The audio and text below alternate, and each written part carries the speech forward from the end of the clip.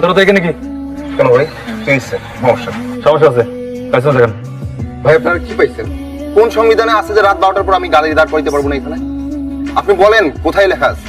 আমি tax pay করি, আমার ট্যাক্সের টাকা এই রাস্তা হয়েছে, আর এখানে চলতে আমার কোনো জায়গায় জায়গায় জবাবদিহি করতে হবে। কি দুজন ছিনতাইকারী এখান থেকে ছিনতাই করে নিয়ে পালাইছে গাড়ি, বুঝছেন? এই জন্য একটু রুটিন চেকিং করতেছি। তো ঠিক থাকলে তো কোনো সমস্যা নাই। কতবার দেখাবো, কত সিগনালে দেখাবো আমি কাগজপত্র? একটু আগে 7 নম্বরে পুলিশ আটকেছে, কাগজপত্র দেখছে।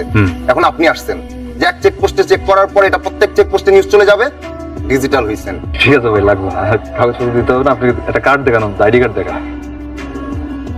বাড়ি কই আপনার? যশোর। যশোর না, তাই তো বলি। যশোর কই? মনিরামপুর। মনিরামপুর কোন কলেজ থেকে ইন্টারমিডিয়েট করছেন? MM college. আমার বাড়িও যশোর। আমিও তো এমএম কলেজ থেকে ইন্টারমিডিয়েট করছি। তাই নাকি? হ্যাঁ। কোন ব্যাচ আপনি? 10। আরে তাহলে তো আপনি আমার জুনিয়র হবেন। বাড়ি যান? হ্যাঁ বাড়ি যাই, বাবা মা তো ওখানেই থাকেন, আর আমি ঢাকায় একা থাকি। ভালো, বেশি মানুষ দেখলে ভালোই লাগে, বুঝছেন? আপনি এখানে বেশিক্ষণ থাকেন না, রাস্তাটা ভালো না। ঠিক আছে?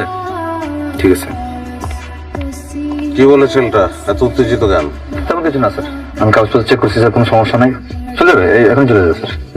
পুলিশে উন্নতি করতে হলে দুইটা জিনিস মনে রাখবা। এক, কাগজপত্র ঠিকঠাক মতো চেক করতে হবে। 2, মানুষের চোখ, যেটা তার সবচেয়ে বড় কাগজপত্র, সেই চোখের ভাষাটা বুঝতে হবে। মানুষের চোখ হইলেও তার সবচেয়ে খাঁটি পরিচয় পত্র। মানুষ যত ঘাগুই হোক, সে তার চোখ লুকাইতে পারে না।